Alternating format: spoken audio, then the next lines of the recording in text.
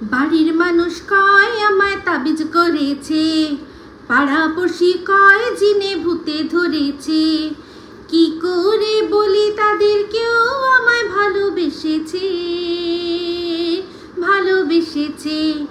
বাড়ির মানুষ কয় আমায় তাবিজ করেছে। ওয়েলকাম টু টক ঝাল মিষ্টি উইথ ইপসিতা। আর আমি ইপসিতা, এখানে নো গালাগালি, নো কিস্তি, অনলি মস্তি। তো আজকের ভিডিওর শুরুতে ইন্ট্রোডাকশনে যে গানটা গাইলাম সেটা কার জন্য গাইলাম? অবশ্যই আমাদের তিন রানী ফরফরানির জন্য গানটা গাইলাম। হ্যাঁ, কারণ তিন রানীর এখন যা প্রেজেন্ট যা কন্ডিশন, সেখানে সবাই অনেকেই হয়তো ওকে অনেক কিছু বলছে, এই তোর এই হয়েছে, তোর ওই হয়েছে, তো সেই হয়েছে। কারণ দেখতেই পাচ্ছেন ওর সব দিক দিয়ে, ওর শারীরিক মানসিক যেরকম কন্ডিশন আমরা দেখছি, তাতে আমরা অনেকেই অনেক কিছু বলছি। আজকে ওর কমেন্ট বক্সে ভরে গেছে যে তুমি কি তোমার ছেলেকে সামহাও নকল করছো, তোমার ছেলে যেরকম আদো আদো কথা বলে তুমি কি তোমার ছেলের মতো করে কথা বলার চেষ্টা করছো, এরকম কি কথা বলার চেষ্টা করছো? যেরকম আমাদের কিষাণু মিত্ররাও যেরকমভাবে কথা বলে সেরকম কি তুমি কথা বলার চেষ্টা করছো? তোমার কম্পিটিশানটা কি তোমার ছেলের সাথে? হ্যাঁ বলো তো একটুখানি। এরকম ভর্তি লোকে কমেন্ট করে ভরিয়ে দিয়েছে। আচ্ছা, তো যাই হোক, তারপর হচ্ছে গিয়ে ওর শারীরিক কন্ডিশন, যেটার জন্য আজকে বাধ্য হয়ে ও আমার মুখ বন্ধ করার জন্য বাধ্য হয়ে আমাকে বললো, মুখ বন্ধ করার জন্য বা আপডেট দেওয়ার জন্য, যাই হোক যেটাই হোক, যেটার জন্য আমি ওর পেছনে রীতিমতো আদা জল খেয়ে লেগেছি। যেই দিন থেকে দেখেছি যে ওর এই স্কিন ডিজিজটা এত অতিরিক্ত বাড়ছে, সেটার জন্য আমি কিন্তু রীতিমতো প্রত্যেকটা ভিডিওতে ওকে একবার করে নক করি। সে ভালোভাবে বলি, কটাক্ষ করে বলি, ওকে ওর গা জ্বালিয়ে বলি, যাইভাবেই করি বলি। আমার এটাই ইচ্ছা যে ও ডাক্তারের কাছে একবার যাক। তো সেই জন্য দেখলাম আজকে বললো যে হ্যাঁ আমার চুলির জন্য আমি ডাক্তারের কাছে যাচ্ছি, আমি নাম লেখানো হয়ে গেছে। তো মনে করিয়ে দিই যাদের মনে নেই তাদেরকে, যে ও বা আর ওকেও মনে করিয়ে দিই, এর আগেও কিন্তু একবার ওর নাম লেখানো হয়েছিল, কিন্তু ও সেই সময় ঘুমিয়ে পড়েছিল, যেতে পারিনি, তাই না? am I right or am I right tin? তো যাই হোক, সেখানে বলছিল যে আমার কিন্তু অ্যাপয়েন্টমেন্ট নেওয়া হয়ে গেছে, এইবার আমি যাব।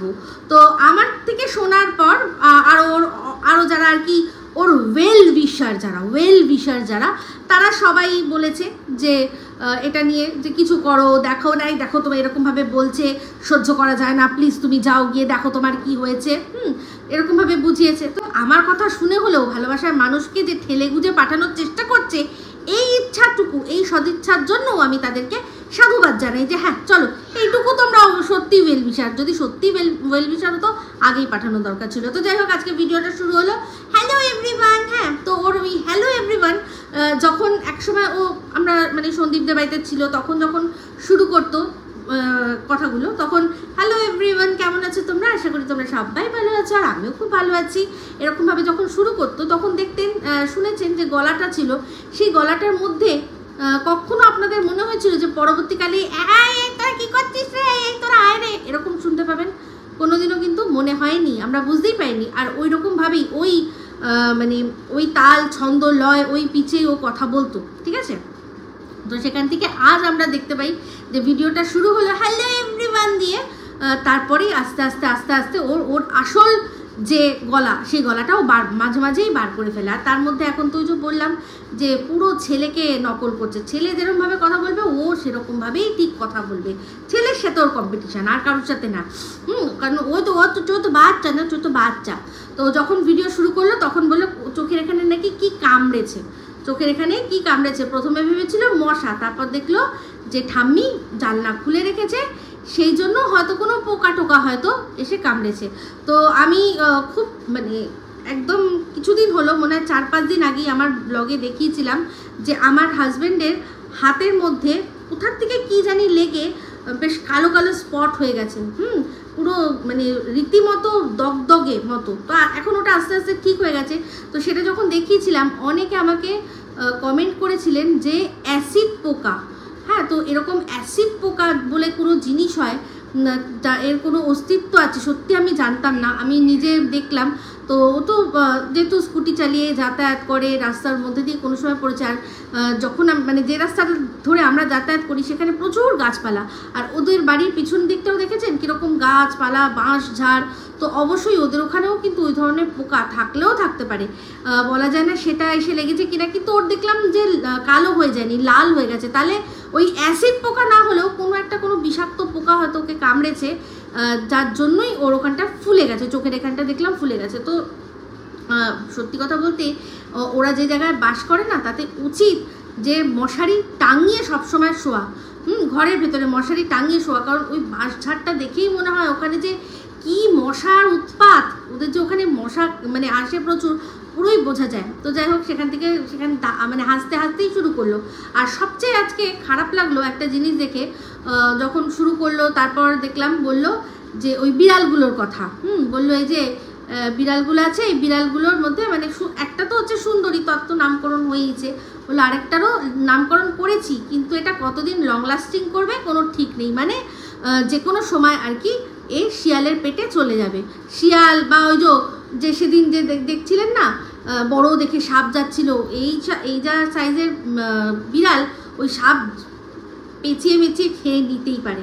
তো কারুর না কারুর পেটে চলে যাবে, তাই জন্য বললো যে নাম দেওয়ার কী লাভ, কতদিন আর থাকবে কোনো ঠিক নেই, তাই জন্য দিলাম নাম একটা, থাকলে থাকলো না থাকলে না থাকলো। আর সেটা বলে যে হাসিটাও দিল, মানে সত্যি কথা বলতে একটা মানে যতই যাই হোক একটা হয় না, আমরা মানুষের পার্সোনালিটি বুঝি কিভাবে, এইসব ছোটোখাটো জিনিস দিয়েই তো বুঝি যে কার মধ্যে মায়া মমতা বেশি, কার মধ্যে কে খুব সেন্সিটিভ, কে খুব ইমোশনাল, তার কথাবার্তা তার অ্যাকশানেই তো বুঝবো। তাতেই বুঝলাম যে এই যে কতটা স্বার্থপর আর নির্দয়।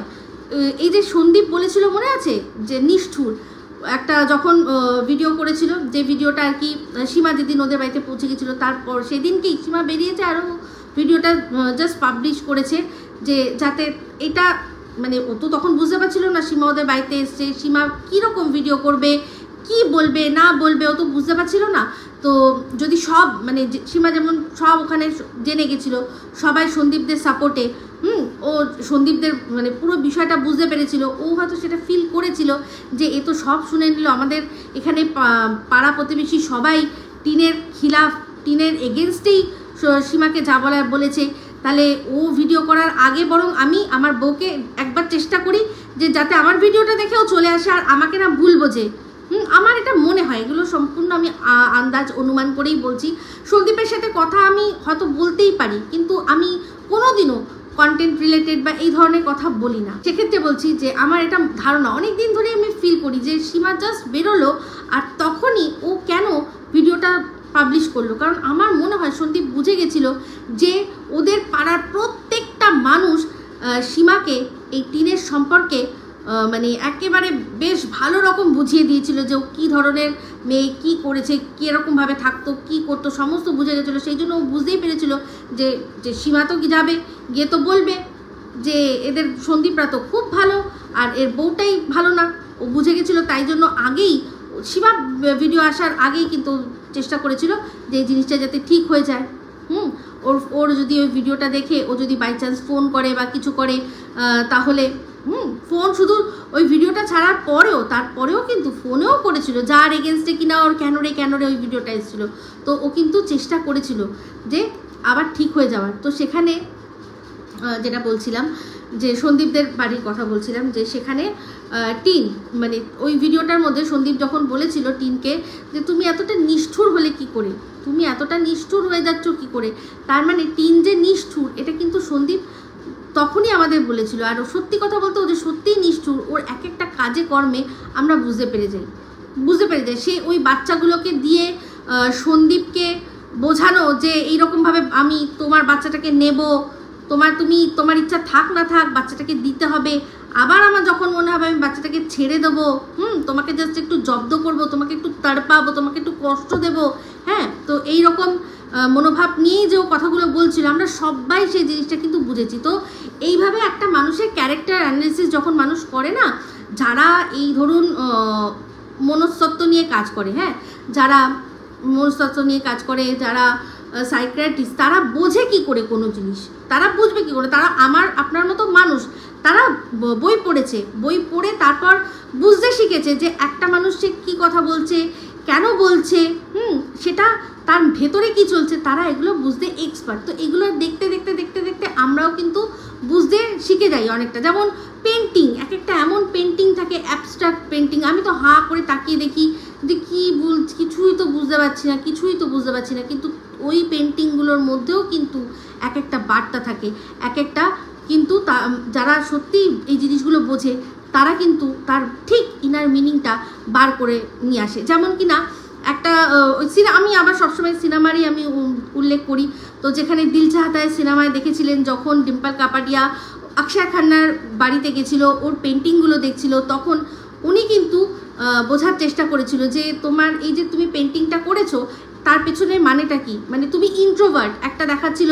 যে কান দুকান এরকম বন্ধ করে রেখেছে, কিছু শুনতে চায় না, বাইরের কিছু শুনতে চাইছে না, তার মানে সে এটা হচ্ছে প্রতিফলন যে সে ইন্ট্রোভার্ট। যেমন সে দেখাচ্ছিল একটা মানে বক্স আছে, একটা এরকম পেন্টিং যে সে একটা বক্স আছে, সেই বক্সটাকে আষ্টে পৃষ্ঠে বাঁধা, আর যে ছেলেটি একটা ছেলে তার পাশে বসে আছে সেও নিজেকে এরকম মানে আষ্টে পৃষ্ঠে বেঁধে রেখেছে।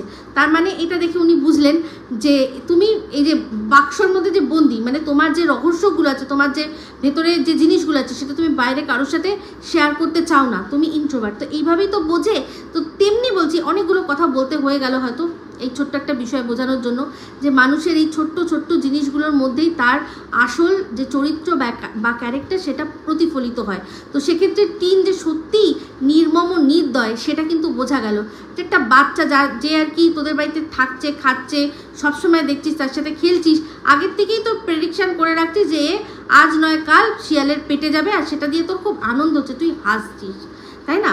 সেটাই ভাবি যে কীরকম মানুষ। তো যাই হোক, তারপর দেখালো হচ্ছে গিয়ে ওদের বাড়িতে বলল একজন এসছেন যিনি কিনা ওর দাদুর সাথে কাজ করতো, মানে টিনের বাবার বাবা, আমরা জানি তিনি পুলিশে চাকরি করতেন, মনে হয় খুব মোস্ট প্রবাবলি হয় হোমগার্ড বা হয় উনি পিডি, দুটোর মধ্যে একটা কিছু একটা ছিলেন আমার মনে হয়।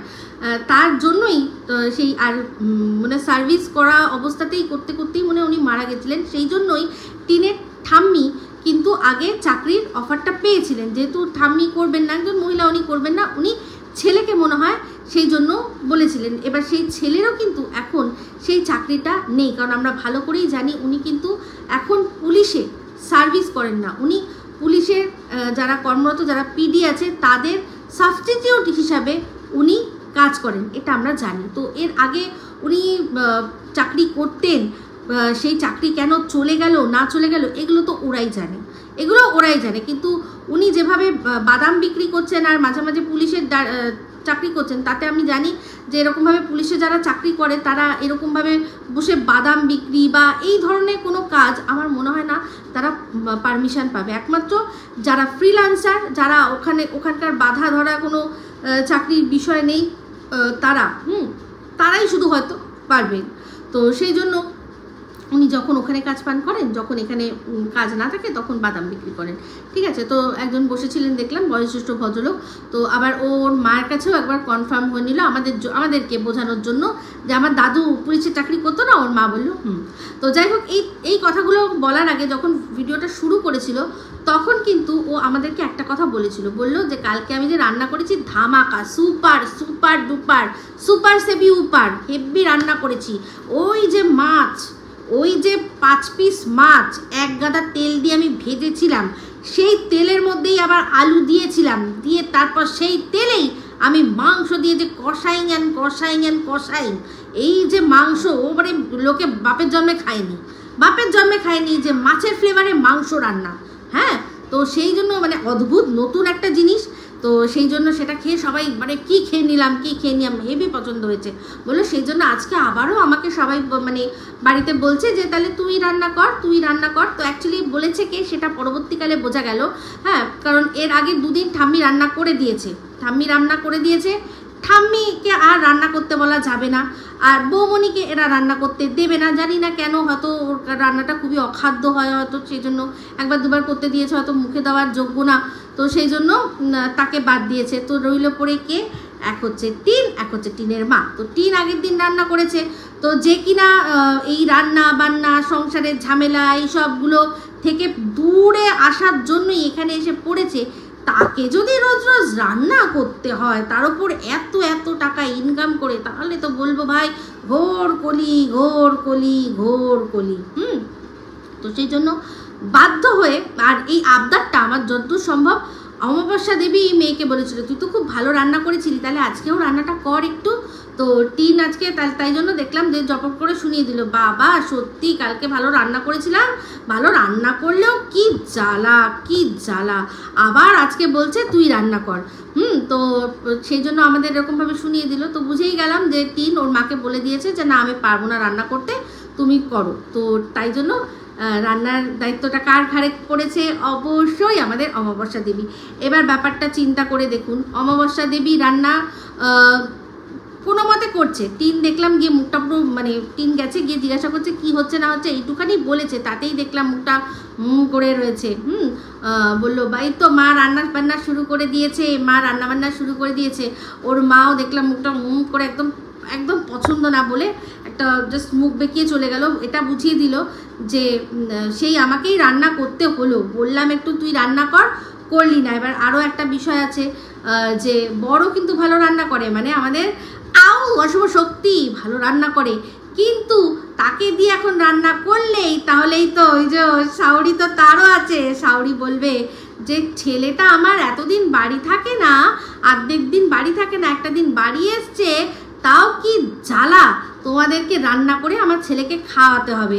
তো সেই সব মিলে, কারণ এমনিতেই দেখেছেন আগের দিন কিন্তু কমপ্লেন ছেলের কাছে চলে গেছে যে হাতে ফোন নিয়ে বৌমা এরম এরম করে খেতে দিয়েছে, সোহা সোহা সোহা করে খেতে দিয়েছে, সেইটা কিন্তু চলে গেছে। সেই জন্য এখন আর ক্ষমতায় নেই অমাবস্যা দেবীর তার বরকে বলবে তুমি যখন বাড়িতে আছো একটু রান্নাটা করো না গো, সেটা কিন্তু বলছে না।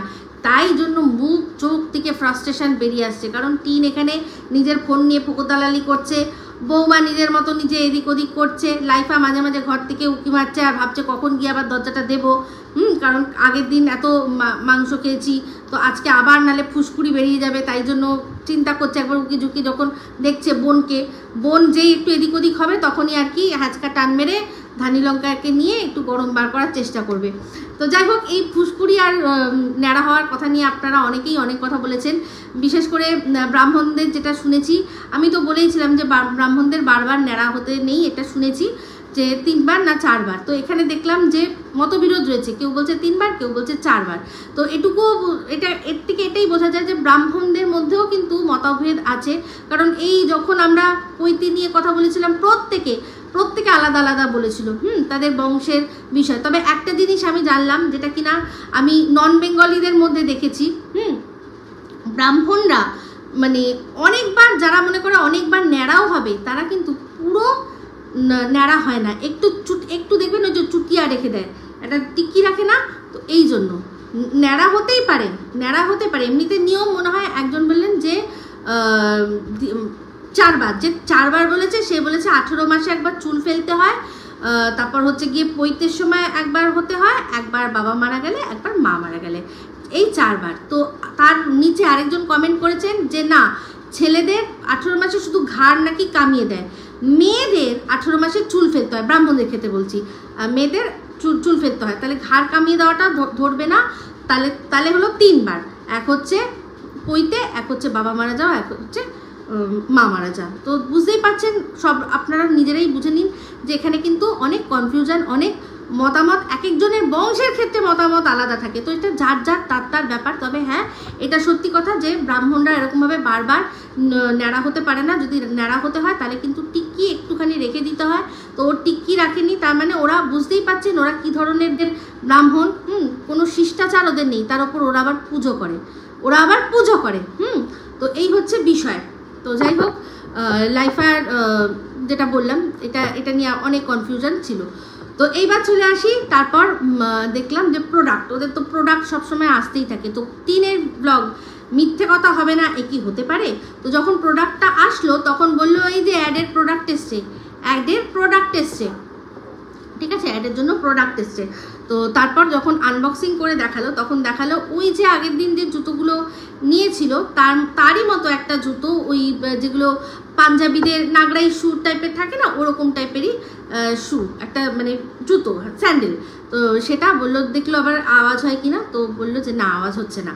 তো প্রথমে বললো প্রোডাক্টের, এটা হচ্ছে অ্যাডের। তারপরে যেটা আনবক্সিং করে দেখালো সেটা হচ্ছে আইল্যাশ কার্লার।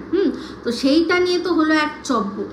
কি হাসাহাসি, বলছে এগুলো চাষবাস নেই, কি এগুলো তো একদম চাষবাস নেই, বাপের জন্মে কোনোদিনও দেখিনি, এইগুলো কিনেছি। তো আমি এটাও কিন্তু মিথ্যে কথা একটা, কারণ ও যখন, এটা আমার দৃঢ় ধারণা, যখন ওকে বৌভাতে সাজানো হয়েছিল সেখানে কিন্তু সন্দীপদের বাড়িতে মনে হয় কেউ একজন সাজিয়ে দিয়েছিল, কে আমি ঠিক জানি না। তো সেই সময় কি ও আমাদের রুমালির কাছ থেকে আইল্যাশ কার্লার দেখেনি, এমনকি ওর বাড়িতে ও অনেক দিন ছিল, তো সেখানে ননদ বৌদির মধ্যে এরকম তো হয়, ওকে তো রুমালি অনেক আপ টু ডেট করে অনেক সুন্দর সাজিয়ে, ভালো চুল ফুল কাটিয়ে, ভালো কালার ফালার করিয়ে দিয়েছিল। তো তখনও কি একবারও আইল্যাশ কার্লার রুমালির কাছে যা দেখেনি, কারণ রুমালি কিন্তু ততদিনে বেশ ভালো রকমই ও পরিচিতি পেয়ে গেছে, ও ভালো রকমই কিন্তু ইউটিউবে খ্যাতি ওর হয়ে গেছে, ইনফ্লুয়েন্সার ও হয়ে গেছে, তো ভালোই ভিডিও করে। তাহলে ওর কাছে কি ও আইল্যাশ কার্লার দেখেনি? এটা মানে বাত কুছ হাজম নেই হুই। তো যাই হোক, ও তো সন্দীপদের বাড়িতে লাচ্ছা সিমাই কি দুটোই আলাদা আলাদা সন্দীপ ভালো করে বুঝিয়ে দিল, কোনটা লাচ্ছা, কোনটা সিমাই, কোনটা রোগা হয়, কোনটা মোটা হয়, কোনটা দুধের ওপরে দিতে হয়, কোনটা দুধের তলায় দিতে হয়, সমস্ত কিছু বুঝিয়ে দিল। লাচ্ছার যে একটু দাম বেশি সেটাও বুঝিয়ে দিল। সেক্ষেত্রে আবার বললো আমরা দাম দেখতে যাই না গো, আমরা দাম দেখতে যাই না। তখন কিন্তু ওই হেকরদের মতো না, মানে যেরকম স্বাভাবিক ঘরের বউ সেরকম, আমি না দাম দেখতে চাই না, আমি কেন দাম দেখতে যাবো বলো, আমি তো খাবো, তুমি আনবে আমি খাবো, আমি দাম দেখে কি কাম।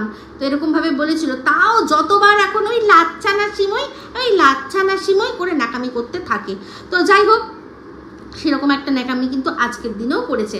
তো যেটা কিনা কি ওই যে আইসক্রিম, তো এই যে একটা অভিনব আইসক্রিম, এরকমভাবে কোনোদিনও আইসক্রিম আমি জানি না, করিনি, বাট ও করেছে। তবে শুনলাম ওর কমেন্ট বক্স থেকেই জানতে পারলাম যে এইরকমভাবে কিন্তু বাতকুল্লার বাড়িতেও ও করেছিল, আমাদের কী যেন বলে শিলাদেবীও করেছিলেন এটা এরকমভাবে। তো সেই জন্য বুঝতেই পারলাম, ও যখন বলল ভিডিওর মধ্যে যে এরকম কিন্তু আমি এর আগেও করেছি, হ্যাঁ এর আগেও কিন্তু এখানে করেছি, মানে এখানে না মানে করেছি, আর রেসিপিও তোমাদের সাথে শেয়ার করেছি। তো বুঝতেই পারছেন, বলতেই পারতো এর আগেও কিন্তু আমি এটা আমার আগে শ্বশুরবাড়িতে গিয়ে করেছিলাম। তো আগের পরের ওইগুলো যুক্ত করতে হবে, তো সেই জন্য ওগুলো করে না, মানে জাস্ট যেগুলো একেবারে যে কথাগুলো শুনলে আগে সে শ্বশুরবাড়ির কথা হচ্ছে, আবার বলা যায় না না ফোকলা আবার বলবে পাগলি তুই তোর আগের কথা মনে পড়ছে, তোর আগের কথা মনে পড়ছে, কারণ ও তো ওদের সব ব্লগ দেখেনি, তাই জন্য ও হয়তো এতটা ধরতেও পারবে না, তাই জন্য কিন্তু যদি বলে আগের শ্বশুরবাড়ি তাহলে তো ধরেই নেবে। পাগলি তোর কি মনে পড়ছে সেই যে একসাথে চুষেছিলিস, মানে আইসক্রিম আর কি, মানে ও আর সন্দীপ যে একসাথেই চুষে চুষে আইসক্রিম খেয়েছিল, হ্যাঁ সেই জন্য হয়তো এখন যদি ফোকলা বলে সেই তোর মনে আছে, সেই তখনকার সেই আইসক্রিম চোষাচুষির গল্প তোর কি মনে পড়ছে রে, তুই কি মিস করছিস রে, তাই জন্য আর ওই রকমভাবে ভাঙিয়ে কিছু বললো না, বললো যে হ্যাঁ এগুলো আমি আগেও করেছি, মানে অনেক অনেক কিছু জানি আমি, ঠিক আছে। তো যাই হোক, আইসক্রিমের ওই নিয়েই এসেছিলো যেগুলো দিয়ে আইসক্রিম জমায়, তো করেছে ম্যাঙ্গো ফ্লেভারের আইসক্রিম করেছে দেখলাম। তো সেই ম্যাঙ্গো ফ্লেভারের আইসক্রিমটা কেন মানে কীরকম হলো সেটা কিন্তু আমাদের সাথে ও আর মানে দেখানোর সুযোগ পায়নি, তার আগেই ভিডিওটা ওকে এন্ড করে দিতে হয়েছে, কারণ সেরকম কোনো বিষয় হচ্ছিল, এমন একটা কথাবার্তা ওখানে হচ্ছিল, তো তাতে আমার মনে হয় যে চট করে যেন ভিডিওটা শেষ করে দিল।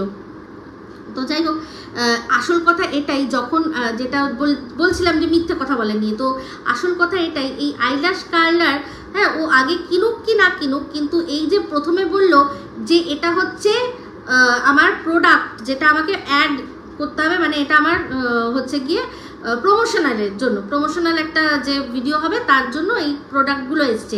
আর তার পরবর্তীকালে যখন ওগুলো নিয়ে হি হা করতে লাগলো সবাই মিলে, তখন মুখ থেকে বেরিয়েই গেল যে এটা ও কিনেছে। তো তারপরে দেখলাম ওই যে 500 না 550 টাকা দিয়ে যে একটা ইয়ে কিনেছে না, মাস্কারা। তো ওই মাস্কারাটা কিনেছে, মাস্কারাটার জন্য হয়তো শুনেছে, দেখেছে, আজকাল তো সব জায়গায় অ্যাভেলেবেল থাকে, ভিডিও সব চলেই আসতে থাকে, হয়তো দেখেছে যে মাস্কারাটা দিয়ে মানে মাস্কারাটা দেওয়ার আগে আইল্যাশটা কার্ল করে নিলে ভলিউমটা আরও বেশি হয়, একটু বেশি বেশি মনে হয়, ভালো হয় আর কি, যে এরকমভাবে থাকে না, ভালো হয়। তোর কথাতেই কিন্তু পরিষ্কার হয়ে গেল যে আগের কথাটা মিথ্যা কথা বলেছে। ওই প্রোডাক্টগুলো কিনেছে, ওই আইল্যাশ কালারটা কিনেছে ওই আইল্যাশের সাথে ব্যবহার করবে বলে।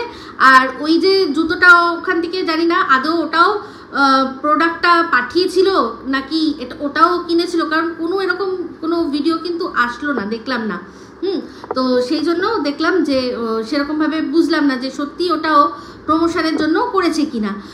তো এরকম সেম টু সেম আবার একটা ওরকম জুতো আসলো। তো ওর মা যখন রান্না করছিল, একে মানে বিরক্তি, এই গরমের মধ্যে 1 মিনিট রান্নাঘরে থাকা মানে বিরক্তি। সেক্ষেত্রে মা কি রান্না করছে দেখতে গিয়েও ওই ভাতের হাঁড়ি থেকে যে একটু উপচে পড়ছে সেটা এই করে ক্যামেরাবন্দি করছে। কেন ক্যামেরাটা রেখে ওটাকে আগে ভাতের হাঁড়ির ঢাকনাটা তুলে নিলে হতো না? তো ও মানে ক্যামেরা ধরে এসে এই করছে, ওর মা একটা কাজ হাত থেকে ছেড়ে এসে দেখলাম সরালো, আর সেটাও দেখালো, মানে বুঝিয়ে দিল যে মা মানে কতটা আর কি লাপারওয়াহের মতো কাজ করে। এদিকে ভাতের হাঁড়ির থেকে ফ্যান পড়ে যাচ্ছে, অন্য কাজ করে যাচ্ছে। তো যাই হোক, অনেক কিছু রান্না হবে যা দেখলাম, ওই কমের মধ্যেও অনেক কিছু, আলু পটল ভাজা, ডাল, আবার তেলাপিয়া মাছ হবে বললো। ওরা তো আবার মাছের তরকারি খায়, মাছের ঝোল টোল না, তো ঝোল ঝাল খায় না ওরা, সব যা খায় তরকারি। তো তেলাপিয়া মাছের তরকারি হবে, মাছটা তখন ভাজা হচ্ছিল দেখছিলাম। তো তারপর আরেকটা কথাও বললো, সেটা হচ্ছে গিয়ে বরুণ কাকু তো রোজ একবার করে অবশ্যই আসে। তো বরুণ কাকুর কাছে আজকে মনে হয় মা খুব একটা মানে যেতে পারেনি, হ্যাঁ, কারণ হচ্ছে কি রান্নার দায়িত্ব ছিল না, তো সেই জন্য একটুখানি মনে হয় রাগটাও হওয়ার কারণ উনিও তো পছন্দ করে না যে বরুণ কাকু কত ভালো ভালো জিনিস নিয়ে আসে, একটু বরুণ কাকু দেখবে সেগুলো, যে বরুণ কাকু কী নিয়ে এসে, তো সেটা যেতে পারিনি বলে দেখলাম রাগ হয়েছে। কারোরই ভাল লাগে না রান্না করতে, রান্না তার উপর এদিকে ওনাকে রান্না করতে হচ্ছে আর মেয়ে ওদিকে বসে বসে জামা কাপড় কিনছে, তো জিনিস মানে দেখছে আর কি। তো দেখতে দেখতে বললো যে দুটো বরুণ কাকুর কাছ থেকে ওড়না নিয়ে এসছে বাড়িতে পরার জন্য। যাক বাবা ভালো, এই যে সারাক্ষণ নাইটি, সেই নাইটির ওপর একটা ওড়না যে পড়েছে, একটা ওড়না যে যাবে, এটা জানতে পারাটাও অনেক বড় ব্যাপার, হ্যাঁ। কারণ এই যে প্রত্যেকটা মানুষ আমরা বলছি যে দৃষ্টিকটু লাগে, তো সেটা যে ওদের কান অবধি পৌঁছেছে, এটাও একটা ভালো দিক। কিন্তু দেখুন, আমি ভালো যেটা ভালোই বলবো, তো ভালো দিক। তো তার দেখলাম দুটো রংচঙে নিয়েছে ওড়না, দেখালো, বললো যে ঘরে পড়ার জন্য। তো যাই হোক, ওদের আইসক্রিম খাওয়ার কথাটা তো বললাম। এবার আসি একটা কথায়, সেটা হচ্ছে গিয়ে বললো যে যখন বলেছিল যে চুলির ডাক্তারের কাছে যাবে, তখন কিন্তু বললো যে আমার না ওই যে সেদিন যে 2 দিদি এসেছিলো, সেই 2 দিদির মধ্যে একটা দিদির সাথে আমার কথা হচ্ছিলো। তো ওই দিদি বলছিল আমাদের ওখানে প্রচণ্ড বৃষ্টি হচ্ছে, মানে মুম্বাইতে প্রচুর বৃষ্টি হচ্ছে। তো সেটা শুনে ওর বলছে তাই বৃষ্টি হচ্ছে, আমার না কি ইচ্ছা করছে গো ওখানে যেতে। তো সেখানে দিদি বলেছে যে হ্যাঁ চলে আয়, টিকিট কর, চলে আয়, তোকে এয়ারপোর্ট থেকে রিসিভ করতে চলে যাব। হ্যাঁ, তো সেটা নিয়ে ওর খুব ভাল লাগছে শুনে। তো যাই হোক, মানে কেন আমাদের এখানে কি চুলির ডাক্তারের অভাব পড়েছে যে মুম্বাইয়ে যেতে হবে? তো যাই হোক, এখন চিন্তা করে দেখুন, তারপরেই বলছে ভালো লাগছে না, কোথাও বেরোতে পারছি না, একটু কোথাও ঘুরতে যেতে পারছি না, ভালো লাগছে না। তো এই হচ্ছে আসল বিষয়, যে ভালো লাগছে না, মানে এই যে বাতকুল্লা ও একটা সিস্টেম্যাটিক লাইফে চলছিল, সেই সিস্টেম্যাটিক লাইফ থেকে ও কি হলো না, একেবারে উড়নচণ্ডী লাইফ হয়ে গেল একেবারে, হ্যাঁ, পুরো যেখানে ঘুরছে ওইখানে ঘুরছে, যেখানে খুশি যাচ্ছে, যখন যেখানে পুরো মানে পাঞ্চি ভাটি মানে উঠতি ফিরু বলেছিলাম আমি। তো সেই এখন ওই তিতলির মতো হয়ে গেছিলো, সেই তিতলির থেকেও সে আর ওই একই জায়গা। কত মানুষ বলুন তো, কত ওই মালদ্বীপ ঘুরবে, কত ওই ঘোষবাড়ি আর টাকি গেস্ট হাউস, এই তো হয়ে গেছে পরিধি। বড়জোর হচ্ছে কি ওই বনবিথি কি একটা আছে না, ব্রিজ আছে না, ওই অবধি। আর কত যাবে, আর কত শপিং করবে, আর কি ভালো লাগে? এটাও ওর কাছে একঘেয়ে হয়ে গেছে। এখন কিন্তু ওকে বাইরে বেরোনোর জন্য কারোর পারমিশনের চিন্তা করতে হয় না। আগে যেমন ওর একটা বলতো যে কোথাও যেতে গেলেই হয় বরের পারমিশন লাগবে, নয় শাশুড়ির পারমিশন লাগবে, শ্বশুরের পারমিশন লাগবে। তো এখন কিন্তু ওর কারোর পারমিশন লাগে না, ওর কিন্তু এখন মাথার ওপর এমন কোনো গার্জিয়ান নেই যাকে ও বলবে আমি কি এখানে যাব, আমি কি ওখানে যাব, পারমিশন নেয় না। হ্যাঁ বলে মাকে হয়তো কোথাও বেরোনো, মার সাথে যাচ্ছে না, আমি না এখান থেকে আসছি, বাপিকে আমি ওখান থেকে আসছি, কিন্তু পারমিশন ওর লাগে না। এতটা আজাদ, তাও কিন্তু ভালো লাগছে না, তাও মনে হচ্ছে এখন আরও আজাদি, আরও এখন আমি মুম্বাইয়ে যাব, আমি এখানে যাব, আমি সেখানে যাব। তো সেই জন্যই বলছি যে এই রকম যাদের মেন্টালিটি থাকে না, তাদের উচিত কখনোই সাংসারিক যে জীবন, সেই সাংসারিক কোনো বন্ধনে আবদ্ধ হওয়া কখনো উচিত না। তার উচিত সব সময় ফ্রি থাকা। আমি কিন্তু এই কথাটাই বলেছিলাম যে এই 5 বছরে যার মনে হবে যে সে বিয়ে করে এতটা অত্যাচারিত, তারপর হচ্ছে নিপীড়িত, নির্যাতিত, হ্যাঁ এরকম যার মনে হবে, সে কখনোই আবার দুম করে আরও একটা সম্পর্কের মধ্যে যাবে না। সে সেই সম্পর্ক থেকে যদি একবার বেরোতে পারে, ওই বন্ধনের সম্পর্ক থেকে যদি বেরোতে পারে, সে চাইবে যে আমি ভাই অনেক হয়েছে, আমি একার মতো নিজের লাইফ চলি, আমি আমার মতো বাঁচবো, আমার ইচ্ছায় বাঁচবো, আমার কারো কোনো পিছুটান থাকবে না। এই পিছুটান থাকবে না বলেই তো ও ছেলেকে ওখানে রেখে চলে এসছে, তাই না? যখন দিতেও চেয়েছে তখনও অস্বীকার করেছে, তাই তো? এই যে নেব বাচ্চা আমার কাছে আসবে, অথচ কোনো রকম কোনো কেস করেনি, আমরা সবাই জানি। তো আমরা সবাই বুঝতে পারছি এই ব্যাপারটা, এটা ওর মানুষরা বুঝতে পারছে না, সেটা তাদের ব্যাপার। তো এই বিষয়টা নিয়ে বলি যে এই যে ও এখন বলছে যে যাই কটা দিন একটু মুম্বাইতে থেকে আসি, তাহলে এই যে কোনো সময় যে ও যে কেস করেছে, বাচ্চা এই যে কোনো সময় চলে আসবে, তাহলে বাচ্চা যদি সেই সময় চলে আসে তাহলে কি হবে তাহলে, তাই না? তো যাই হোক, অনেকেই বলছেন এই কেসটা বাচ্চার ক্ষেত্রে, ওর ক্ষেত্রে কেসটা অনেকেই বলছেন যে 5 বছরের নিচের বাচ্চা সবসময় মার কাছেই পায়, ফার্স্ট প্রায়োরিটি পায়, অবশ্যই পায়, কিন্তু এক্ষেত্রে সেটা হবে না। আমি আপনাদের একটা কথা বলেছিলাম যে একটা মা যে কিনা হাজব্যান্ড ওয়াইফ তাদের ডিভোর্স হয়ে গেছে, মা বাচ্চাটার কাস্টাডি পেয়েছিল, মায়ের কাছে থাকতো, কিন্তু বাবার সাথে মাঝে মাঝে দেখা করতে যেত। তো মা এতটাই তিতিবিরক্ত হয়ে গেছিল, প্রেম করে বিয়ে, এটা অস্ট্রেলিয়ার ঘটনা, প্রেম করে বিয়ে করেছে, অস্ট্রেলিয়ায় চলে গেছে, সেখানে দেখেছে যে তার ম্যারেজটা ঠিক নয়, আনহ্যাপি ম্যারেজ, তারপর ডিভোর্স হয়েছে, তারপর কি হয়েছে যে মেয়েটা যে বউ সে বাচ্চার কাস্টাডি পেয়ে গেছে, বাচ্চার সাথেই মার সাথেই বাচ্চা থাকে, কিন্তু তারপর সে ঠিক করেছে বাংলাদেশে ঘুরতে যাবে, তার বাড়ি বাংলাদেশে ঘুরতে যাবে, টিকিট সব হয়ে গেছে। সেখানে বাচ্চার বাবা এসে বলেছে যে না, এখানে বাচ্চার কোনো পারমিশন ছাড়াই টিকিট করেছে, আমার বাচ্চাকে যদি এখন নিয়ে চলে যায় আমি আর বাচ্চাকে দেখতে পারবো না। তো গিয়ে সে পুলিশের দ্বারস্থ হয়েছে, পুলিশ তখন সঙ্গে সঙ্গে এয়ারপোর্ট থেকে ধরেছে যে না, যেতে পারবেন না, আপনি কোনো পারমিশন নিয়েছেন বা কিছু করেছেন, আপনি যেতে পারবেন না এরকমভাবে বাচ্চাকে নিয়ে। তখন সে বাচ্চার মা কি করেছে যে বাচ্চাকে বাবার কাছে রেখে সে চলে গেছে, যেহেতু টিকিট সব করা হয়েছে, এই মানে শুধুমাত্র বাচ্চার কাছে ফেলে দিয়ে সে চলে গেছে বলে, সেই জন্য পরবর্তীকালে সে যখন কিছুদিন পর এসে বাচ্চাকে আবার যখন চেয়েছে, তখন আদালত তাকে আর বাচ্চা দেয়নি, এমনকি দেখা করারও তার অনুমতি দেয়নি। এটাই বলেছে যে তুমি একবার যখন বাচ্চাকে ফেলে চলে গেছো, তাহলে তুমি আবারও বাচ্চাকে ফেলে কিন্তু চলে যেতে পারো, তাই তোমার কাছে বাচ্চা কোনো রকমভাবে সেফ নয়। তুমি যদি তোমার কাছে বাচ্চাই যদি ফার্স্ট প্রায়োরিটি হতো, তাহলে তুমি টিকিটের কথা চিন্তা করতে না, টিকিট তুমি বাদ দিয়ে বাচ্চার সাথে থাকতে, এই ক্লজ দেখিয়েছে। আর এটা সত্যি জেনুইন। আর আমাদের দেশের ল, বিদেশের ল, সব দেশের লয়ে কিন্তু একটু আধটু মিল তো থাকেই, কারণ না হলে আমাদের দেশের অনেক উকিল আছে যারা বিদেশ থেকে ল পড়ে আসে, তাহলে ল মানে এদেশের ওদেশের সেদেশের সবের মধ্যে কিছু তো মিল রয়েছে। আমাদের সাথে যেমন ইংল্যান্ডের প্রচুর অনেক মিল রয়েছে, কারণ আমাদের যেহেতু দেশে আগে ইংরেজরা এক সময় তারা বাস করতেন, তো তাদের যে বানানো কনস্টিটিউশন যেটা ছিল, সেখান থেকে কিছু অংশ কিন্তু এখনও কিছু অংশ আছে, যেটারই আর কি ইমপ্লিমেন্ট একটু অন্যরকমভাবে করে আমাদের সংবিধানে পরবর্তীকালে সেটা ব্যবহার করা হয়েছে। আমি যতদূর জানি, আমি যদি ভুল বলে থাকি আপনারা প্লিজ আমাকে কারেকশান করে দেবেন। তো সেখানে মিল তো রয়েছে।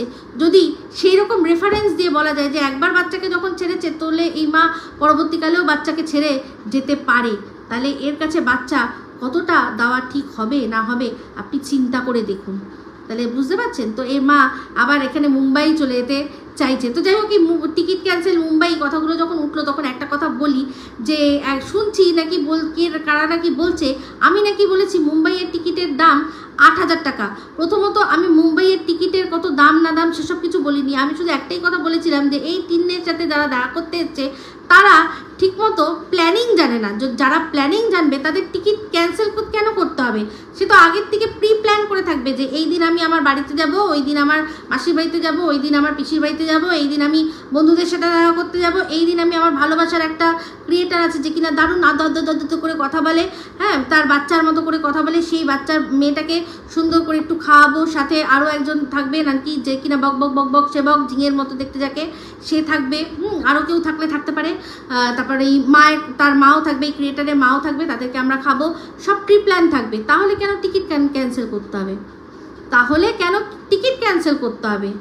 তো তারা আবার বলছে যে আমি যদি মানে টিকিট ক্যান্সেলের টাকায় এসি কিনে দিতে পারতো। হ্যাঁ সত্যিই তো, যদি সত্যি সে টিকিট ক্যান্সেল করে থাকে, যদি তার সত্যি অনেকগুলো টাকা লস হয়ে থাকে, তো সেই লস করাটা তো কোনো নিজেকে বিশাল বড় কিছু ভাবার কোনো বিষয় নেই, বরং সেই টাকাটা দিয়ে সত্যিই তার ভালোবাসার মানুষ, যে সত্যিই তার ভালোবাসার মানুষ মানে এই টিন, তাকে হয় একটা এসি গিফট করতে পারতো বা একটা ইনভার্টার গিফট করতে পারতো, কিছু একটা গিফট করতে পারতো। শুধু তার সাথে দেখা করবো তাই জন্য আমি টিকিট ক্যান্সেল করেছি, এটা খানিকটা গল্পের মতো হয়ে গেল না? গল্পের মতো হয়ে গেল। তো অবশ্যই যেখানে সবাই ওরাও সব কিছুতে প্রমাণ দাও প্রমাণ দাও প্রমাণ দাও, তো তাহলে কেন আমরাও প্রমাণ দাও প্রমাণ দাও প্রমাণ দাও বলবো না? প্রমাণ দিন সত্যি যে টিকিট ক্যান্সেল করিয়েছেন, অবশ্যই সেটার প্রমাণ দেওয়ার মতো তো রয়েছে, ক্যান্সেলেশন তো থাকে, সেগুলো যেখানে যেখানে ব্লার করে আর যেটুকু মনে হয় বিশ্বাসযোগ্য তা আসবে সেটা দেখিয়ে দিন। তাহলে দেখি ভালোবাসার জন্য মানুষ কত কি প্রমাণ দেয়, তো দেখি এও তো মানে সেরকমই ভালোবাসার না, তো তার কাছে প্রমাণ থাকলে সে প্রমাণ দিন। তবে আমি একবারও বলিনি যে ফ্লাইটের টিকিটের দাম কত, আমি বলেছি শনিবার রোববার কিন্তু টিকিটের দাম একটু হায়ার দিকে থাকে, একটু বেশির দিকে থাকে, আশা করি বোঝাতে পারলাম। তো যাই হোক, আইসক্রিমটা আমাদের যখন দেখালো না তখন আমার মনে হলো আইসক্রিমটা মনে ভালো মতো জমেনি, তাই জন্যই বা খেয়ে সবাই মনে হয় এমন করেছে। এমনিতেই সেদিন দেখেছিলেন যখন ম্যাঙ্গো লস্যি করেছিল, ম্যাঙ্গো লস্যিটা মনে হয় ভালো হয়নি, ওর বৌদি কিছু বলতে যাচ্ছিল কিন্তু এই এই বাপ বেটি মানে টিন আর টিনের বাবা দুজনে মিলে ওকে কোনোদিনও খেয়েছো বা কিছু এই ধরনের কিছু একটা বলতে যাচ্ছিলো, যেটা কিনা টিন কেটে দিয়েছে, পুরো বোঝা যাচ্ছিল যে ও হয়তো কোনোদিনও খায়নি, ওর হয়তো টেস্টটা ভালো লাগেনি, সত্যি বলে ফেলেছিল। তো দেখছিলাম ওকে পুরো মানে জাস্ট জিনিসটা কেটে দিল।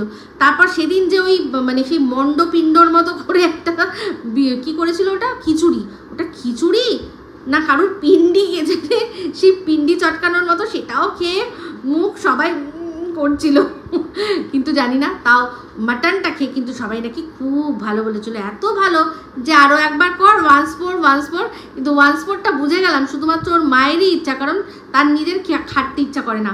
তো যাই হোক, তারপর দেখলাম যে ব্যাটারির মতো একটা জিনিস, আমার মনে হয় এই সেই ব্যাটারি যেটা আমি বলছিলাম না যে এটা কিন্তু অনেক দাম আছে টোটোর ব্যাটারি। তো সেদিন যে টোটো ব্যাটারি একটা নিয়ে গেছিলো একটা দোকানের সামনে, আমার মন বলছে এই ব্যাটারিগুলো না স্পেয়ারও অনেক সময় থাকে, তো ওরা মনে হয় কোনো স্পেয়ার ব্যাটারি নিয়ে এসে হয়তো ভাড়া পার ডে হিসাবে বা কিছু জানি না সেইটা ওরা চালাচ্ছিল, বা হয়তো সেকেন্ড হ্যান্ডও নিতে পারে।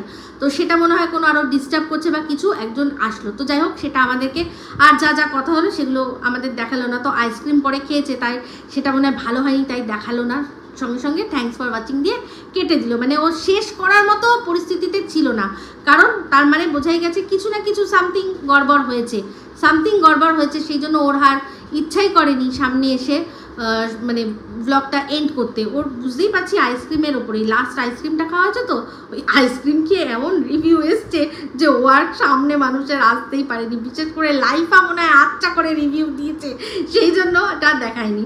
তো যাই হোক, এই মুম্বাই যাওয়া নিয়ে সবাই বলছে এইদিকে ফোকলা তো মুম্বাই में ही काम करता था, আর এখানে তো ওর কোনো কাজ নেই, তো সেই জন্যই কি মুম্বাই যাচ্ছে নাকি, যেখানে কোনো কাজ বাজ দেখতে, তারপর যেটা ইচ্ছা ছিল আর কি সেই হাই রাইজ বিল্ডিংয়ে থাকার, সেরকম কোনো মনে হয় প্ল্যান আছে, যে কিনা আর হবেই নাই বা কেন, যারা কিনা ওর জন্য এত দামি টিকিট যারা ক্যান্সেল করতে পারে, যারা কিনা এত গিফট দিতে পারে। কিন্তু কি খারাপ গো, আহারে, না বৌমনির জন্য কিছু একটা দিয়েছে, না ঠাম্মির জন্য একটা কিছু দিয়েছে, না অমাবস্যার দেবীর জন্য কিছু দেয়নি। ভাবতে পারো, এদিকে সন্দীপ যখনই গিফট পায়, সন্দীপদের বাড়িতে যেই গিফট পাক, শিলাদেবী মাস্ট থাকবেই থাকবে। কৃষাণু গিফট পেলেও শিলাদেবী মাস্ট, সন্দীপ গিফট পেলেও শিলাদেবী মাস্ট পাবেই। সেখানে ওগুলো তো ওরা ফ্যাল করে দেখে না, এদিকে কিচ্ছু পায়নি, তাই নিজে নিজে বলেছে কি ছোট লোক রে, তোর যারা সাবস্ক্রাইবার ওদিকে দেখ, বাতকুল্লা যারা সাবস্ক্রাইবার সবাইকে দেয়, এরকম বলেছে। আমি জানি টিন বলবে না, কিন্তু আমি জানি।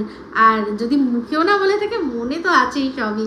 তবে আমি জানি নিশ্চয়ই কাউকে না কাউকে এটা নিয়ে আলোচনা হয়েছে, আর করাটা স্বাভাবিক। তো যাই হোক, সেখানে যারা আর কি টিকিট ক্যান্সেল করতে পারে, তারা ওদের জন্য এটুকু করতে পারবে না, হয়তো আমাদের ফোকলার জন্য একটা ভালো চাকরির ব্যবস্থা, এই সমস্ত কিছু হয়তো হচ্ছে। তো দেখা যাক, দেখি টিন চলি মুম্বাই, দেখবো টিন কি করে মুম্বাইতে গিয়ে উড়িয়ে বাবা ওরকম করবে। আর প্রত্যেকটা মানুষ মানে ওখানে চমকে উঠবে ওর ওই গলা শুনে। ঠিক আছে, তো যাই হোক, এই ভিডিওটা অনেক বড় হয়ে যাচ্ছে, এই অবধি রাখছি। যদি ভালো লাগে তাহলে অবশ্যই লাইক শেয়ার কমেন্ট করতে ভুলবেন না। যারা চ্যানেলটা সাবস্ক্রাইব করেনি তারা সাবস্ক্রাইব করে নেবেন। সবাই ভালো থাকবেন, সুস্থ থাকবেন। আবার আসছি খুব শীঘ্রই একটা নতুন ভিডিও নিয়ে। তো me Ipsita signing off, love you all.